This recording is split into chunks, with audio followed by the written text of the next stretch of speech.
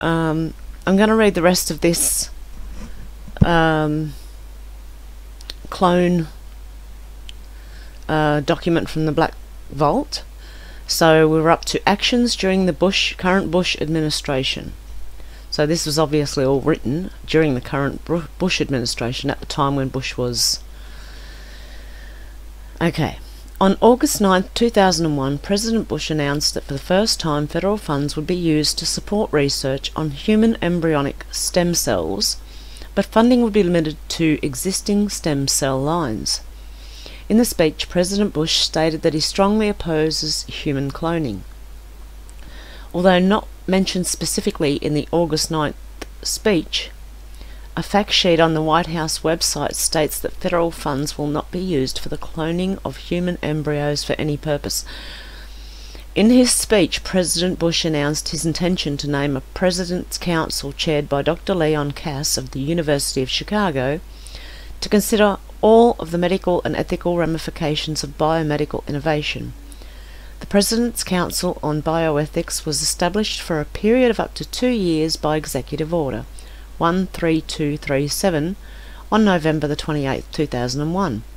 The White House announced the other 17 members of the Council on January 16th, 2002.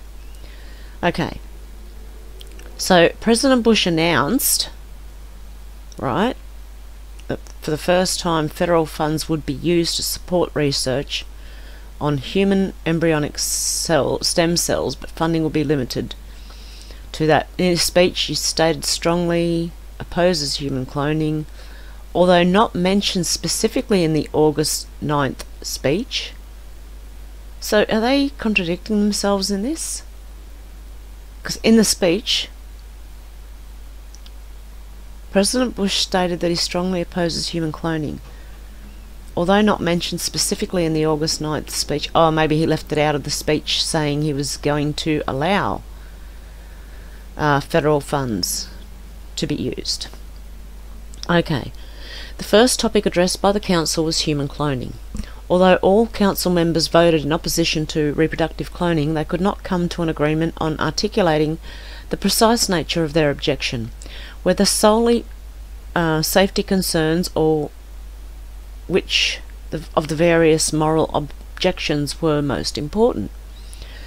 In an informal vote on the issue, the therapeutic cloning, about half of the 18 members of the Council voiced their support for the therapeutic use of human cloning. Dr. Kass proposed that the Council's final report reflect both the arguments supporting cloning for the purpose of medical treatment and those against. And last night, I want to correct myself, last night it was Worcester. Is it Worcester, Massachusetts? It's funny because I remember a movie called The Langolese, and yeah, one of the girl in that says that she was from Worcester, Mass. Worcester, Mass. And it just, yeah, I was trying to remember that at the time because I was sure it was the same pronunciation. But anyway, guys, sorry to ramble off there. At the June 2002 meeting, 9 council members voted to support cloning for medical research purposes without a moratorium, provided a regulatory mechanism was established. Because one member of the council had not attended the meetings and was not voting, the vote seemed to be 9 to 8 in favour of research cloning. However, the draft report sent to the council members on June 28, 2002 indicated that 2 of the group of the 9 members changed their votes in favour of a moratorium. Both made it clear they have no ethical problem with cloning for biomedical research, but felt that a moratorium would provide time for additional discussion. The changed vote took many council members by surprise, and some on the council believed the moratorium option, as opposed to a ban, was thrown in at the last minute and did not receive adequate discussion. In addition, some on the council believe that the widely reported final vote of 10 to 7 in favour of a moratorium does not accurately reflect the fact that the majority of the council has no problem with the ethics of biomedical cloning. The final report, Human Cloning and Human Dignity, an Ethical Inquiry, was released on July the 11th, 2002. So there you go. They actually did admit something. In March 2001, the FDA sent letters to the research community stating that the creation of a human being using cloning is subject to FDA regulation under the Public Health Service Act and the Food, Drug and Cosmetic Act. FDA stated that such research could only occur when an investigational new drug application, IND, is in effect. Some legal scholars believe that there is no legal basis for the regulation of cloning by FDA. They find little evidence to support FDA's position that cloned human embryos are drugs. However, the biotechnology industry and the American Society for Reproductive Medicine believe the FDA has the authority to regulate cloning, and legislation is unnecessary because FDA regulation is preferred to any new action by Congress. On January the 18th, 2002, the National Academics released its report entitled Scientific and Medical Aspects of Human Reproductive Cloning. The panel recommended that the US ban human reproductive cloning. The panel was concerned for the safety of both the woman and the fetus and judged the procedure to be too dangerous for use in humans at the present time. The ban should be legally enforceable rather than voluntary and carry substantial penalties. The ban should be reconsidered in 5 years, but only if compelling new data on safety and efficacy are presented and a national dialogue on the social and ethical issues suggests that a review is warranted. However, the panel concluded that the research using SCNT to produce stem cells should be permitted because of the considerable potential for developing new therapies and advancing biomedical knowledge. This position is in agreement with the previous National Academy's report entitled Stem Cells and the Future of Regenerative Medicine, which was released on September the 11th, 2001. Well. Oh dear. So, this position is in agreement with the previous National Academy's report and was released on September the 11th, 2001.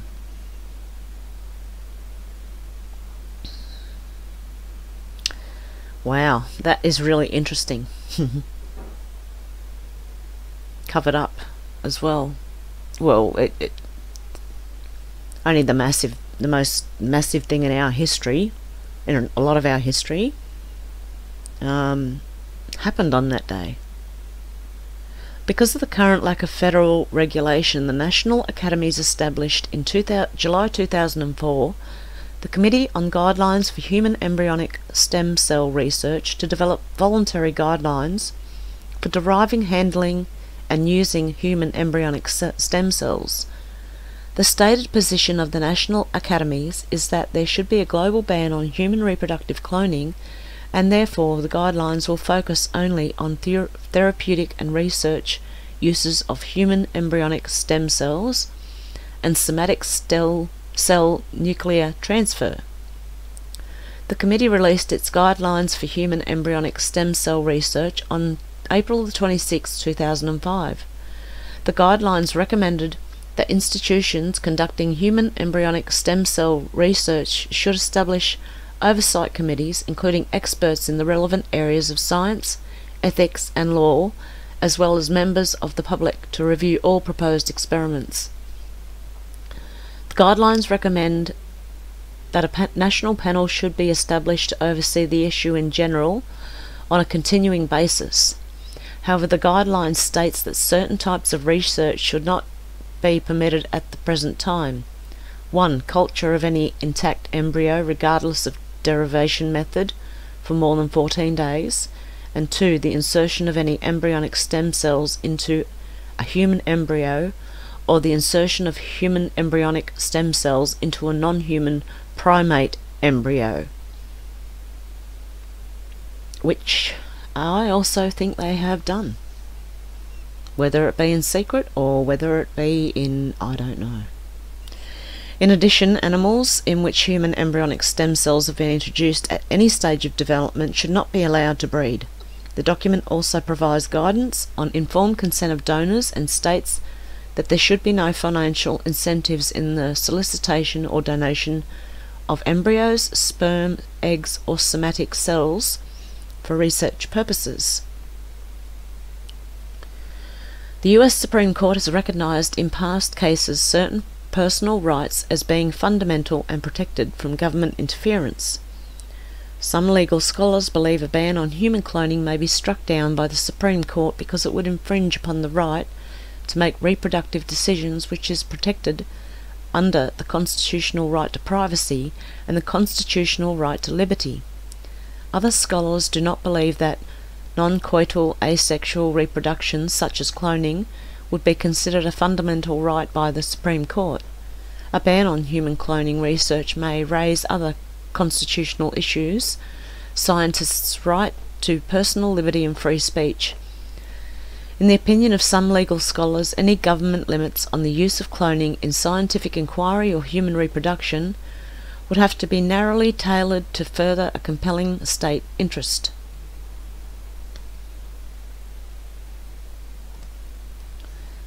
Whoa, what happened there? Okay, sorry guys, I've just lost it completely. Bear with me. Okay, we were up a bit further than that. Sorry guys, I had to pause it and I lost. There you go. State laws on cloning. As of April the 18th, 2006, 15 states have passed laws pertaining to human cloning. Arkansas, California, Connecticut, Indiana, Iowa, Maryland, Massachusetts, Michigan, New Jersey, North Dakota, Rhode Island, South Dakota, and Virginia have all enacted measures to prohibit reproductive cloning. Arizona and Missouri have passed laws that addresses the use of public funds for cloning. In addition, Louisiana has enacted legislation prohibiting reproductive cloning, but the law expired in July 2003. 6 of the states also prohibit cloning for research or therapeutic purposes: Arkansas, Indiana, Iowa, Michigan, North Dakota, South Dakota. The Virginia law may also prohibit therapeutic cloning. Sorry guys, my cat's just gone nuts. But it may be unclear because the law does not define the term human being, which is used in the definition of human cloning. The California and New Jersey laws specifically permit cloning for research purposes. The Rhode Island law is silent on therapeutic cloning and cloning for research purposes, and has a sunset date of July the 7th, 2010. What is a sunset date? If you know, put it in the comments below. Congressional action. The 109th Congress addressed the issue of cloning and embryo research in the Labour, HHS and Education Appropriations Act of 2006 by again including the Dickey Amendment, which has banned since FY 1996 almost all publicly funded human embryo research.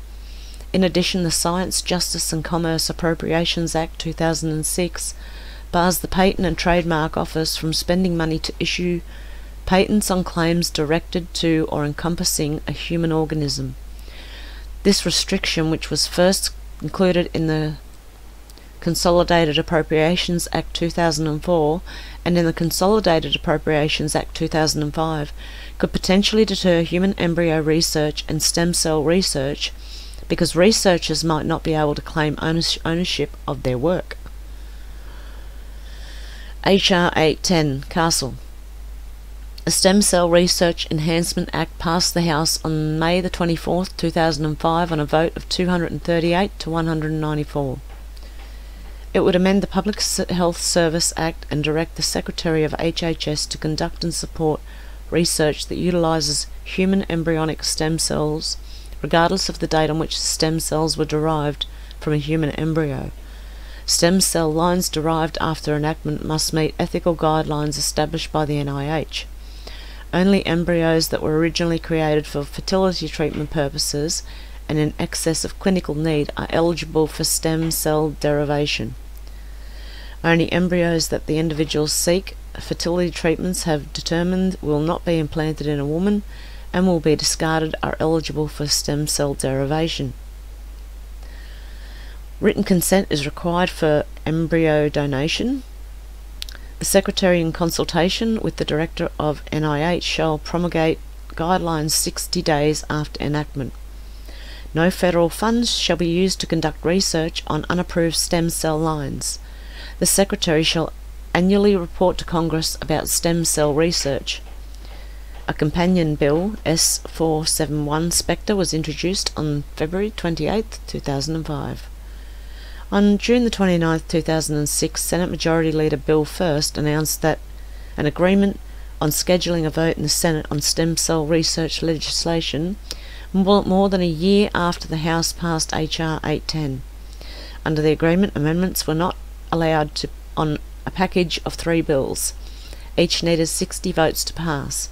H.R. 10 S2754 Sanatorum, the Alternative Pluripotent Stem Cell Therapies Enhancement Act, and S3504 Sanatorum, the Fetus Farming Prohibition Act, S3504, does not address the issue of stem cell research but rather the use of tissue from later stage embryo or fetus. The second bill in the agreement, S2754, was introduced on May 5, 2006. It would amend the Public Health Service Act, adding a new section 409J. Alternative human pluripotent stem cell research. The bill would require the Secretary of HHS to develop techniques for the isolation, derivation, production, or testing of stem cells that are capable of producing all or almost all of the cell types of the developing body and may result in improved understanding of treatment for diseases and other adverse health conditions, but are not derived from a human embryo. Within 90 days of enactment, the Secretary would be required to 1. Provide guidance concerning the next steps required for additional research, 2. Prioritise research with the greatest potential for near-term clinical benefit, and 3. Take into account techniques outlined by the President's Council on Bioethics and any other appropriate techniques and research. The Secretary would be required to prepare and submit to the appropriate committees of Congress an annual report describing the activities and research conducted. The bill authorises such sums as may be necessary for FY 2007 through FY 2009. A companion bill, H.R. 5526 Bartlett, was introduced on June 6, 2006. The third bill, S3504, was introduced on June 13, 2006. It would amend the Public Health Service Act to prohibit the solicitation or acceptance of human fetal tissue obtained from a human pregnancy that was deliberately initiated to provide such tissue, or tissue obtained from a human embryo or fetus that was implanted in the uterus of a non-human animal. The bill was referred to the Senate Health, Education, Labour and Pensions Committee. The companion bill H.R. 5719, Weldon, was introduced on June 29, 2006 and referred to the House Energy and Commerce Committee. I wonder what that's got to do with cloning. The House Energy and Commerce Committee. Okay, on July the 18th, 2006, the Senate passed H.R. 810, S2754 and S3504. On the same day, the House passed S3504, but failed to pass S2754 with the required 2/3 of the vote. It was 273 to 154. On July the 19th, 2006, President Bush signed S3504 and vetoed H.R. 810, the first veto of his 6 years in office. An attempt in the House on July 19th to override the veto of H.R. 810 did not receive the required 2/3 of the vote. It was 235 to 193. HR 1357 Dave Weldon, the Human Cloning Prohibition Act of 2005, was introduced on March 17, 2005. HR 1357 amends Title 18 of the United States Code and will ban the process of human cloning as well as the importation of any product derived from an embryo created via cloning. Under this measure, cloning could not be used for reproductive purposes or for research on therapeutic purposes, which would have implications for stem cell research. HR 1357 includes a criminal penalty of imprisonment of not more than 10 years and a civil penalty of not less than $1 million. HR 1357 is essentially identical to the measure which passed the House in the 107th Congress, HR 2505, and the 108th Congress, HR 534. HR 1357 was referred to the House Committee on the Judiciary. A companion bill, S658 Brownback, was introduced on March 17, 2005. It is similar to HR 1357 except that 1. It does not contain the ban of importation of products derived from the therapeutic cloning, and 2. It amends Title 4 of the Public Health Service Act instead of Title 18 of the United States Code. S658 includes a criminal penalty of imprisonment of not more than 10 years and a civil penalty of not less than $1 million. It requires GAO to conduct a study to assess the need, if any, for changes of the prohibition on cloning in light of new developments in medical technology, the need for SCNT to produce medical advances, current public attitudes and prevailing ethical views on the use of SCNT, and potential legal implications of research in SCNT. The study is to be completed within 4 years of enactment. S658 has been referred to the Senate Health, Education, Labour and Pensions Committee. S876 Hatch, the Human Cloning Ban and Stem Cell Research Protection Act of 2005, was introduced on April 21, 2005. A similar bill, HR 1822 Bono, the Human Cloning Ban and Stem Cell Research Protection Act of 2005, was introduced on April 26, 2005. S876 amends Title 18 of the United States Code, and HR 1822 amends the Food, Drug and Cosmetic Act. Both bills would ban human reproductive cloning but allow cloning for medical research purposes, including stem cell research. S876 and HR 1822 include a criminal penalty of imprisonment of not more than 10 years. S876 has a civil penalty of not less than $1 million. HR 1822 has a civil penalty not to exceed $10 million. S876 requires the Comptroller General to prepare a series of 4 reports within 1 year of enactment. The first report describes the actions taken by the Attorney General to enforce the prohibitions on human reproductive cloning, the personnel and resources used to enforce the prohibition, and a list of any violations of the prohibition. A second report describes similar state laws that prohibit human cloning and actions taken by the state's Attorney General to enforce the provisions of any similar state law, along with a list of violations. A third report describes the coordination of enforcement actions among the federal, state and local governments. A fourth report describes the laws adopted by foreign countries related to human cloning. HR 1822 requires a similar set of 3 reports to be prepared by the Secretary of Health and Human Services. S876 and HR 1822 would amend the Public Health Service Act by requiring that human SCNT be conducted in accordance with the ethical requirements such as informed consent, examination by an institutional review board, and protections for safety and privacy contained in Subpart A of 45 CFR, Part 46, or Parts 50 and 56 of 21 CFR. S876 and HR1822 have a prohibition on conducting SCNT on fertilised human eggs. How do you say that? Oocytes or oocytes, and both state that unfertilised blastocysts shall not be maintained after more than 14 days from its first cell division, aside from storage at temperatures less than 0 degrees centigrade. S876 and HR1822 stipulate that a human egg may not be used in SCNT research unless the egg is donated voluntarily with the informed consent of the woman donating the egg.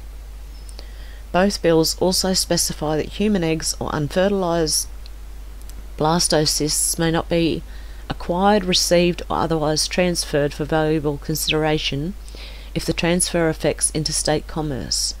In addition, SCNT may not be conducted in a laboratory in which human eggs are subject to assisted reproductive technology treatments or procedures such as in vitro fertilisation for the treatment of infertility. Violation of these provisions in S876 and HR1822 regarding ethical requirements would result in a civil penalty of not more than $250,000. S876 has been referred to the Senate Judiciary Committee. HR1822 has been referred to the House Energy and Commerce Committee. Supporters of a ban on human cloning, such as that contained in HR1357, argue that a partial ban on human cloning like the one contained in S876 would be impossible to enforce. Critics of the ban on human cloning argue that SCNT creates a clump of cells rather than an embryo, and that the ban would curtail medical research and prevent Americans from receiving life-saving treatments created overseas. Ethical and social issues. The possibility of using cloning technology not just for therapeutic purposes, but also for reproducing human beings raises profound moral and ethical questions.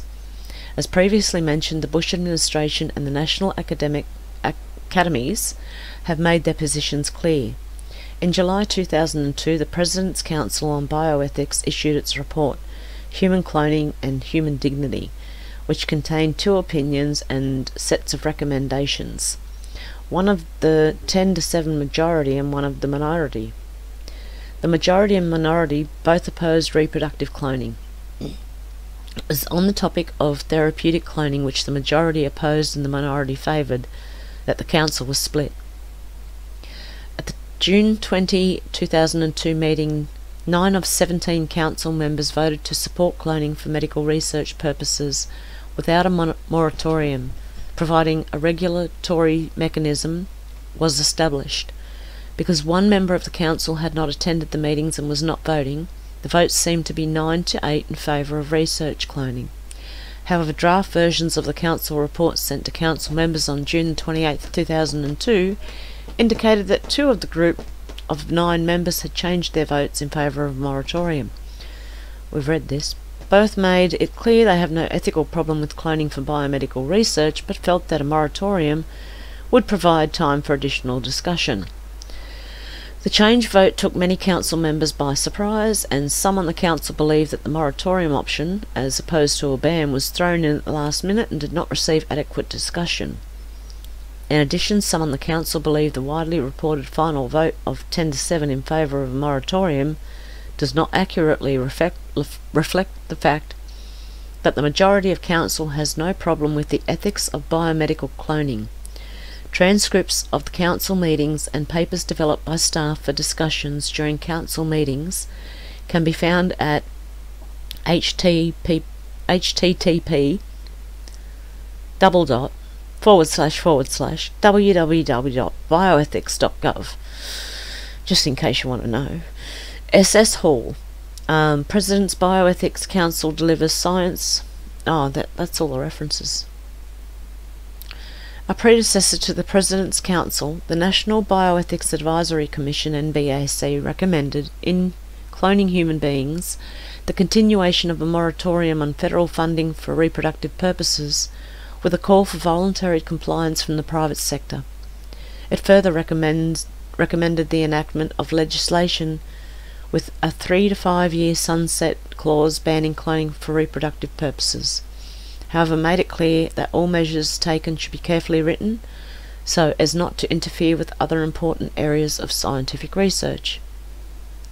Various other organisations, individuals and councils have issued opinions and reports on cloning as well. Some, such as the United States Conference of Catholic Bishops, USCCB, oppose human cloning for any purpose. The cloning procedure is so dehumanising that some scientists want to treat the resulting human beings as subhuman, creating them solely so they can destroy them for their cells and tissues. Others, such as a group of 40 Nobel laureates, former First Lady Nancy Reagan, and former President Gerald Ford, would allow regulated cloning for therapeutic purposes, but disallow it for reproductive ones. Still others, such as okay, I said it twice there, such as Dr. Severino, Antonori, and Clonaid, favour cloning for reproductive purposes and even claim to have created human clones via SCNT. The human cloning debate centres around a number of different ethical and pragmatic issues. Exploration of these issues reveals variation in ethical and moral, as well as factual beliefs. The following discussion breaks down the arguments surrounding human cloning according to these issues, demonstrating both the complexity of the issues and the points of resonance among the groups. Issues involved in cloning for reproductive purposes. Sorry guys. As Clonaid advertised and the President's Council acknowledged, supporters of reproductive cloning favour it because it might allow infertile couples to have genetically related children, enable families to avoid genetic disease in their genetically related children, facilitate the replication of specific persons such as lost loved ones, or to create ideal transplant donors. Oh my, no. I've heard this before. Allowing infertile couples and to pretty much genetically design their own children. And they were talking about this years ago on TV and news. But to create ideal transplant donors. So what are you doing? Creating people to kill them for their body parts? Anyway, okay. Likewise, the NBAC recognised that some of the principles that underlie these purposes are a presumption in favour of individual liberty, that human reproduction is particularly personal and should remain free of constraint, and as a society we ought not limit the freedom of scientific inquiry.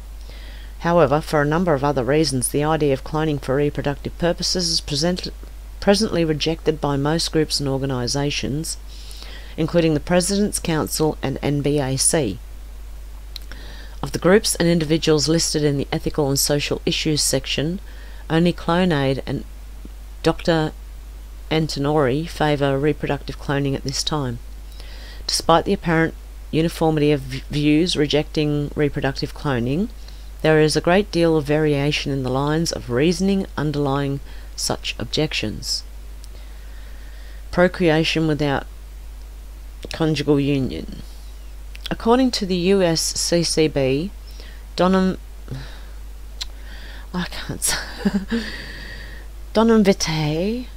I don't know, instructs that attempted or hypothesis for obtaining a human being without any connection with sexuality through twin fission, cloning, or parthenogenesis are to be considered contrary to the moral law, since they are in opposition to the dignity of both human procreation and of the conjugal union.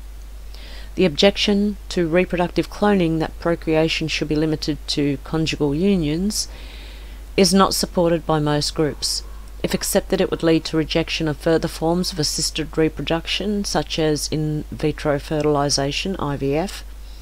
Of the groups and individuals listed above, only UCCSB cites the need for a conjugal union as a persuasive argument against reproductive cloning. Safety. The most agreed upon objection to human reproductive cloning is one of safety. The President's Council on Bioethics concluded that given the high rates of morbidity and mortality in the cloning of other mammals, we believe that cloning to produce children would be extremely unsafe and that attempts to produce a cloned child would be highly unethical. I still think they've already done it. The National Bioethics Advisory Commission reached a consensus in its objection to reproductive cloning because current scientific information indicated that this technique was not safe in humans.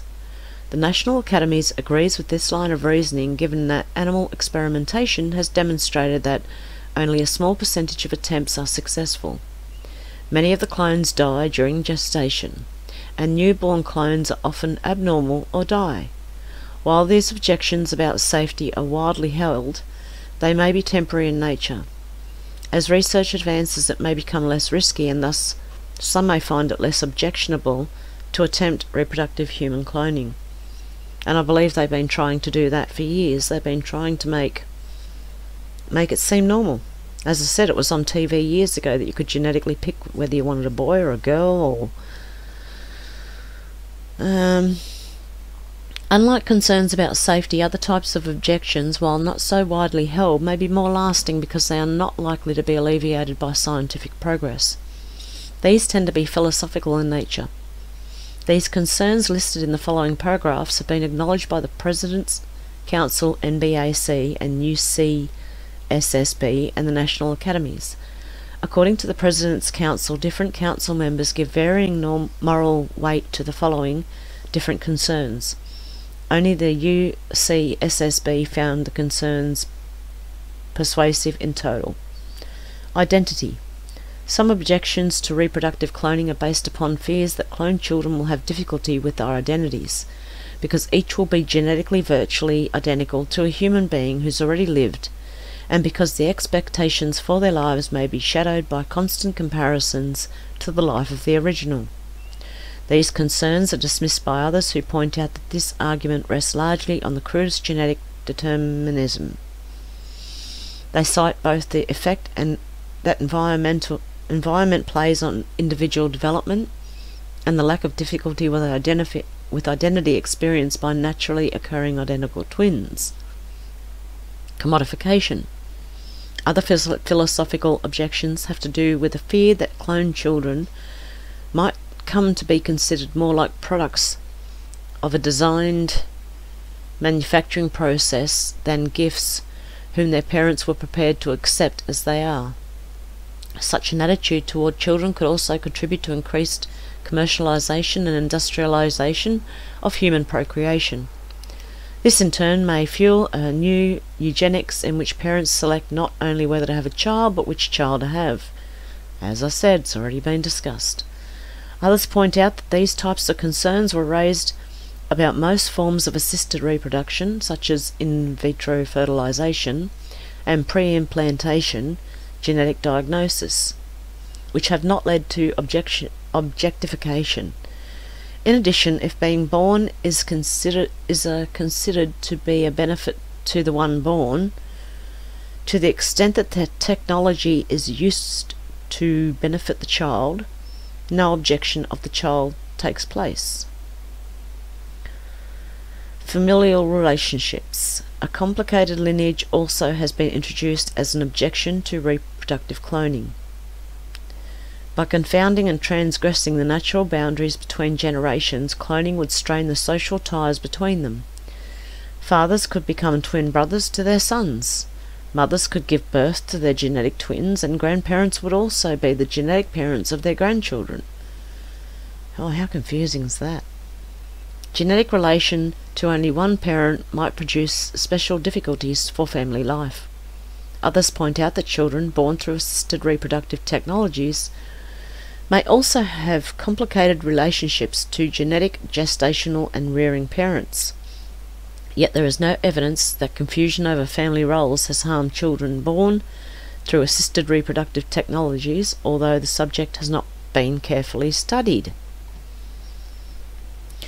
So they're saying that and they haven't even studied it. That's a great way to go. Societal view of children. Concerns have been voiced about the effects of cloning on society. Cloning to produce children would affect not only the direct participants, but also the entire society that allows or supports this activity. Even if practiced on a small scale, it could affect the way society looks at children and set a precedent for future non-therapeutic interventions into the human genetic endowment or novel forms of control by one generation over the next. This objection is rejected by others who argue that people can and do adapt in socially redeeming ways to new technologies. A child born through somatic cell nuclear transfer could be loved and accepted like any other child. Issues involving cloning for therapeutic purposes. Cloning for therapeutic purposes is more broadly supported than reproductive cloning, and the issues involved are somewhat different. The safety concerns of reproductive cloning do not apply in therapeutic cloning, placing much of the scientific community, such as the National Academies, in favour of it. In addition, the NBAC, a minority of the President's Council, the group of Nobel laureates Nancy Reagan and Gerald Ford, also generally support cloning for therapeutic purposes. Opponents include a majority of the President's Council and the USCCB. Relief of human suffering and moral status of cloned embryos. The central debate over therapeutic cloning rests on the relative weight ascribed to potential research benefits and that ascribed to cloned embryos themselves. All sides have genetically agreed that research involving cloning may generate biomedical advancements that relieve human suffering. As described in the President's Council, the research may offer uniquely useful ways of investigating and possibly treating many chronic debilitating diseases and disabilities, providing relief to millions. Yet a majority of council members were dissuaded from the research, arguing that if we permit this research to proceed, we will effectively be endorsing the complete transformation of nascent human life into nothing more than a resource tool. Similar arguments are made by the USCCB. I have a tickle in my throat, sorry guys. The Council's minority offered an opposing viewpoint. We believe there are sound moral reasons for not regarding the embryo in its earliest stages as a moral equivalent to a human person, but rather as having a developing and intermediate moral worth that commands our special respect. The minority based its opinion on the fact that the blastocyst stage, the one useful for stem cell research, for example, the cells are still undifferentiated and could still be split and develop into two separate twinned embryos, suggesting that the earliest stage embryo is not yet an individual. Furthermore, they note that the possibility for the development of a human child from a cloned embryo would require its transference to a uterus, as is currently the case with IVF. IVF often results in the creation of embryos that remain unimplanted, and is permitted in the United States. For all of the above reasons, the Council minority, NBAC, Nancy Reagan, Gerald Ford, and the Nobel laureates support therapeutic cloning. In July 2004, Dr. Paul McHugh, a member of the President's Council who objects to the destruction of human embryos and who had voted the Council majority for a moratorium on cloning for biomedical research, argued in a medical journal article that SCNT resembles the tissue culture and that the products of SCNT should be available for research once regulations are in place to ensure that SCNT is conducted ethically. At the December 2004 Council meeting, Dr. William Hurlbut, these names, Hurlbut, I don't know. Another council member who objects to the destruction of human embryos and voted for the moratorium, made a proposal to explore the possibility of using SCNT in combination with techniques to ensure that the group of cells created cannot give rise to human life but can generate embryonic stem cells. Dr. Hurlbut explained, using the technique of nuclear transfer, it may be possible to produce embryonic stem cells within a limited cellular system that is biologically and morally akin to a complex tissue culture, and thereby bypass moral concerns about the creation and disruption of human embryos. Some have criticised Dr. Hurlbut's proposal to create something that is not an embryo, yet generates embryonic stem cells, as one focused on a semantic issue, not a scientific one. Others have lauded Dr. Hurlbut's proposal as potential scientific solution to a moral problem. Included among them is Dr. Leon Cass, the chair of the council and well-known opponent of embryo destruction, who said the proposal raises the possibility that the partisans of scientific progress and the defenders of nascent human life can go forward in partnership without anyone having to violate things they hold dear. And I would disagree with that. Deliberate creation for use, destruction. A second set of considerations underlying the debate to do with moral aversion to the prospect of creating life in order to destroy it. As the majority of the President's Council pointed out, cloning for therapeutic purposes requires the creation of human life expressly and exclusively for the purpose of its use in research that necessarily involves its destruction, transforming nascent human life into nothing more than a resource tool. The USCCB agrees with this characterization. The council minority countered that the embryos would not be created for destruction, but for use in the service of life and medicine. Further, the practice of sacrificing the life of the unborn in order to save the life of the pregnant woman, while not a moral parallel to the case of using cloned embryos for biomedical research, shows that there is some moral precedent for subordinating nascent human life to more developed human life. The NBAC, Nancy Reagan, Gerald Ford and the Nobel laureates agree with this characterization. Moral harm or benefit to society. The effect of therapeutic cloning upon society has been debated by opponents and proponents alike. The President's Council majority fear negative effects, such as the subjugation of weak members of the society or genetic manipulation of a developing life. As much as we like to alleviate suffering now and to leave our children in a world where suffering can be more effectively relieved, we also want to leave them in a world that honours moral limits, that respects all life, whether strong or weak, and that refuses to secure the good of some human beings by sacrificing the lives of others. Approving therapeutic cloning would harm society by crossing the boundary from sexual to asexual reproduction, thus approving in principle the genetic manipulation and control of nascent human life. US CCB also shares this point of view. Counter-arguments have been made by those who note that historically scientific inquiry has been protected and even encouraged because of the great societal benefit the public recognises in maintaining the sanctity of knowledge and the value of intellectual freedom. In addition, they note that cloning is replication rather than transformation. In an important sense, cloning is not the most radical thing on the horizon. Much more significant would be the ability to actually alter or manipulate the genome of offspring, which could then lead to a child being born with characteristics other than what it would have had. Council minority NBAC, Nancy Reagan, Gerald Ford and the Nobel laureates share this perspective. Going too far or drawing appropriate limitations. Some, such as the majority of the President's Council and USCCB, believe that policies allowing therapeutic cloning would create a slippery slope, opening the door to other moral hazards such as cloning to produce children, or research on later stage embryos and fetuses. Others, such as the Council minority NBAC, Nancy Reagan, Gerald Ford and the Nobel laureates, believe that it is possible to circumscribe acceptable practices with good policy.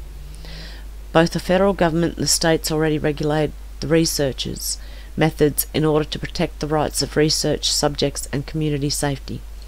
Government might regulate the secure handling of embryos, licensing and prior review of research projects, the protection of egg donors and the provision of equal access to benefits. Egg procurement. The topic of egg procurement came to the public's attention in November 2005, with allegations that some human eggs used in South Korean scientist Dr. Hwang's laboratory had been obtained under coercive conditions. The alleged situation in Dr. Hwang's laboratory raises the issue of coercion, both because subordinate women in the laboratory allegedly donated eggs and because some women were allegedly paid for their eggs. A 2002 study conducted by a University of Pennsylvania student raised the issue of insufficient information, finding that a number of programs seeking donor eggs to reproductive purposes were not upfront about the risks involved in egg retrieval. The wide consensus regarding the need for informed consent necessarily implies similar consensus on the need for an information-rich, coercion-free method of obtaining eggs. However, there is some disagreement on the specifics of whether payment for eggs necessarily constitutes coercion. It does. The prospect of paying women for their eggs, which has been debated in the context of seeking donor eggs both for reproductive purposes, for example to enable women who do not produce their own eggs to become pregnant, and for research purposes, is not unheard of in the United States. According to a 2000 study by the American Society of Reproductive Medicine, some IVF programs reportedly offer as much as $5,000 for one egg retrieval cycle, though $2,500 appear to be more common amount. Offers of much higher amounts, $50,000 to $100,000, have been reported elsewhere. Dr. Hwang's laboratory reportedly made payments of $1,400 to each woman who donated eggs. Payments are not illegal in the United States, nor were they illegal in South Korea at the time Dr. Hwang's laboratory allegedly made them. The questions are, is payment for egg donation ever acceptable, and if so, what amount is appropriate? Well, I don't think they should be paying people, and I don't think they should be doing it at all. But paying people, if you think of a poor person,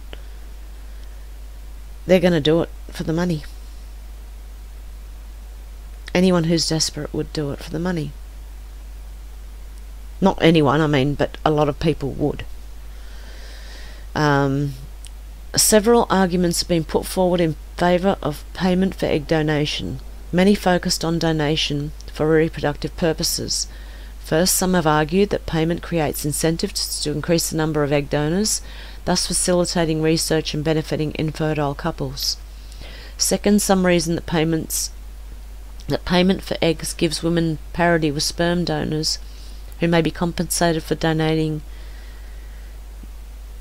gametes at a lower rate, given they require a much less involved procedure. Third, some allege that fairness dictates that women who donate eggs ought to be able to benefit from their action. Fourth, some claim that pressures created by the financial incentives may be no greater than those experienced by women asked to make altruistic egg donations for relatives or friends, and may thus not rise to the level of coercion. These are the types of arguments that led ASRM to recommend in 2000 that sums of up to $5,000 may be appropriate for typical egg donation, while sums of up to $10,000 may possibly be justified if there are particular difficulties a woman must endure to make her donation. Several arguments have also been put forth against payment for egg donation. First, some voice fears that payment might lead to the exploitation of women, particularly poor women, there you go, and the commodification of reproductive tissues. Second, some have argued that payment for eggs for research purposes might undermine public confidence in endeavours such as human ESR. Arguments such as these have prompted both the NAS and the PCBE to recommend that women not be paid for donating their eggs for research purposes. It also led the PCBE to note that in theory there is the possibility that eggs could be procured from ovaries harvested from cadavers, which might at least alleviate concerns related to coercion. Well, you can't get their consent, can you? And I think you should be leaving cadavers alone and not trying to recreate. Oh, are you kidding me? It is worth noting that a woman may choose to undergo egg retrieval for her own reproductive purposes, which would effectively take the process of egg procurement out of the research arena and avoid the question of payment entirely. For example, this could be an option for a woman seeking IVF because her fallopian tubes are blocked. Types of restrictions. One final set of arguments centre around the types of actions that the government may take with respect to therapeutic and/or reproductive cloning. These include permitting, regulating, funding, discouraging, and temporary or permanently banning the practices.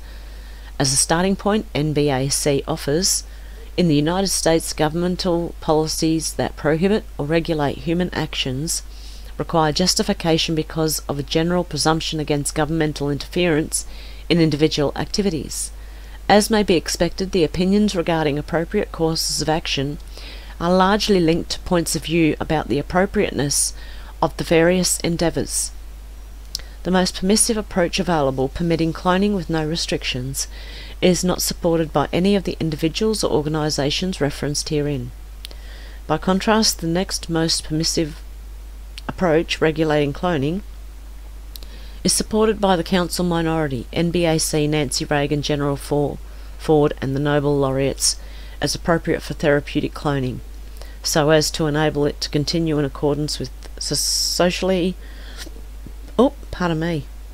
accepted scientific research practices. As summarised by the Council minority, we believe that this research could provide relief to millions of Americans and that the government should therefore support is, with sensible limits imposed by regulation.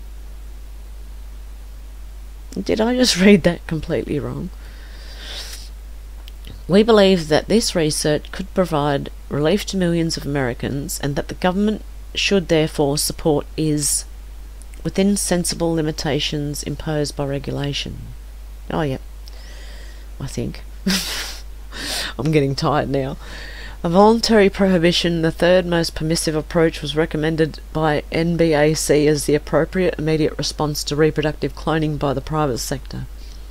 NBAC called for an immediate request to all firms, clinicians, investigators, and professional societies in the private and non-federally funded sectors to comply voluntarily with the intent of the federal moratorium. What's a moratorium? Isn't that in a morgue? A moratorium? No, I don't know what it is. I can't remember. As a longer-term approach, NBAC recommended the fourth most permissive approach, a temporary ban on reproductive cloning. Federal legislation should be enacted to prohibit anyone from attempting, whether in a research or clinical setting, to create a child through somatic cell nuclear transfer. It is critical, however, that such legislation include a sunset clause to ensure that Congress will review the issue after a specified time period, 3 to 5 years, in order to decide whether the prohibition continues to be needed. Readers may be interested to note that if enacted in 1997, when NBAC's report was published, a 5-year ban on reproductive cloning would have expired in 2002. The National Academies also recommended a ban on reproductive cloning and did not call it temporary, but did add that it should be reconsidered every 5 years. On the topic of therapeutic rather than reproductive cloning, a majority of the Council recommended a temporary moratorium as the proper approach, because it would reaffirm the principle that a science can progress while upholding the community's moral norms, and would therefore reaffirm the community's moral support for science and biomedical technology. The most restrictive approach to cloning, a permanent ban, was proposed by the Council minority and majority and Nancy Reagan as appropriate for reproductive cloning. By permanently banning cloning to produce children, this policy gives force to the strong ethical verdict against it, unanimous in the Council and wisely supported by the American people.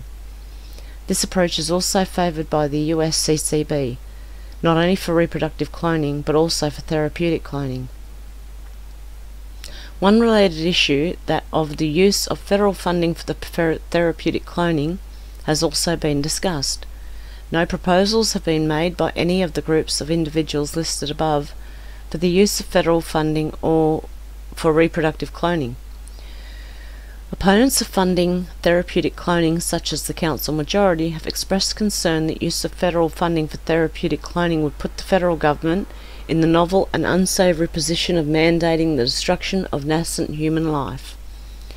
Proponents of federal funding for therapeutic cloning, such as the Council Minority, NBAC, Nancy Reagan, General Ford, and the Nobel laureates, cite as support the advances that might be powered by the infusion of federal dollars into the research, as well as the ethical protections that would attach with the money.